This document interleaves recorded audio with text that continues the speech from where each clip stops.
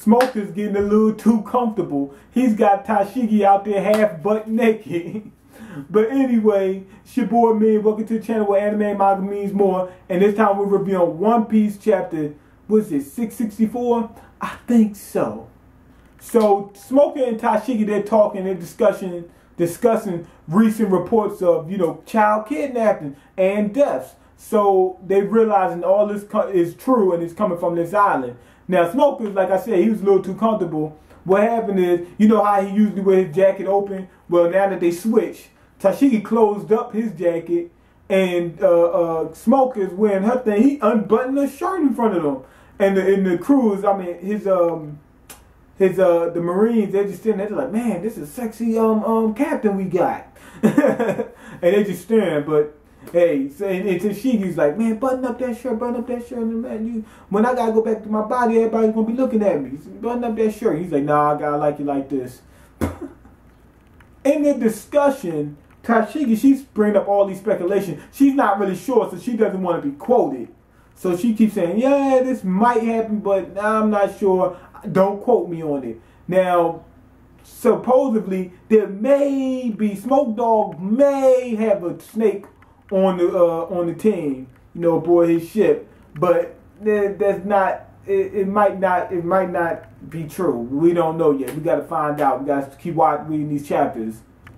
Now we cut to Caesar, and he was on the Dim Dim Mushi, and he says we got permission to kill the Straw Hats and whatnot. So, is he talking to somebody? Who is he talking to on that line? That's what I want to know. Who's pulling? Is it somebody else pulling the strings? Because I'm pretty sure it's him all by himself. Maybe he got a partner or something. I don't know.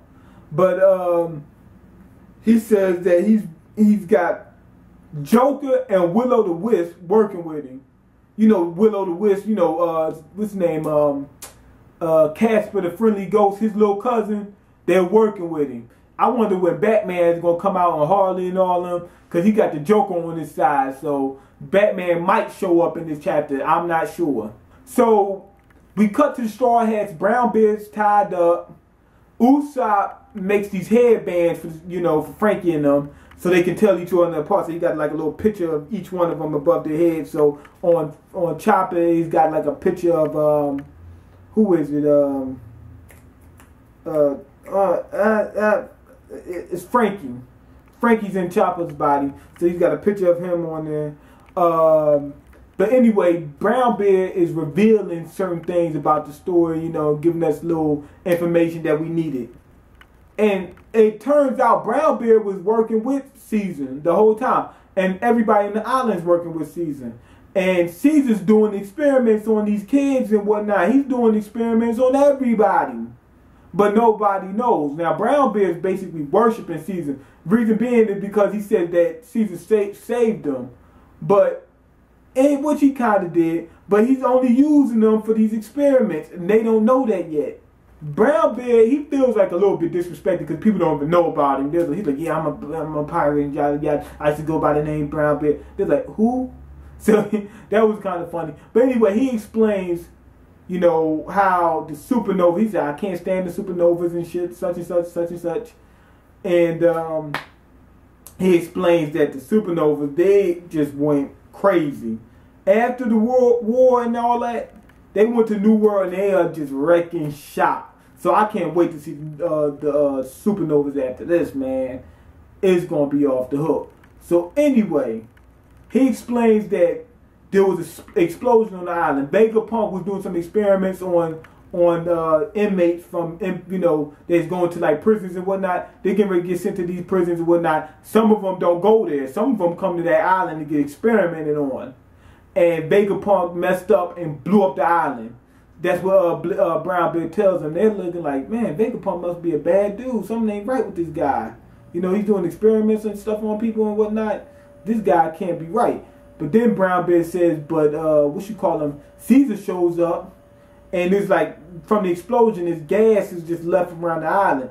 The island used to be lush, and used to have 3 facilities on it, which Vegapunk used to work on. After the explosion, it destroyed everything, and it left that gas around. But Caesar came and cleaned the gas up, the people that was on the island, they lost use of their legs because the poisonous gas messed with the the nerve system and shut their legs off. Brownbeard, he got beat up by Hawkins. We already know that. But we find out Hawkins is the one that took Brownbeard's legs from him. So Brownbeard lost his legs in the fight with Hawkins, and he winds up on that island. Like I guess he's trying to escape the New World, and he winds up on that island, and he was barely able to go along. And Caesar came and saved him. He saved all the people on that island. But, he saved everybody on that island. Then Law shows up. And Brownbeard's like, man, Law gonna come out here and kill all you guys. He's gonna come save me, and you guys are gonna get killed. So I guess he got a lot of faith in Law. I guess he thinks Law's that dude. I seen he says Law helped me on the last chapter. I seen it, but the way they translated it was kind of confusing. I didn't know what exactly was going on, so I didn't say it. But anyway, Law is the one that made these centaurs. We already knew that. We all knew it. He was the one, he's slicing up animals and putting, mix them up. They didn't have use of their legs, so they was happy. Like, okay, we got legs. I don't care if it's from an alligator. We can walk around, run, and all that other kind of stuff. So it was happy. That's where the sheep people came from, all that. They're not really sheep people. They're just regular people with sheep legs. Now we cut back to Smoke Dog and Tashigi, and they're talking. Smoker knows a little bit about this, and he reveals that Caesar was second, what was he? He was like the second best scientist they had on the team. Vegapunk was the star. Caesar was, I guess, in his shadow. And Caesar was the one who was experimenting on these people.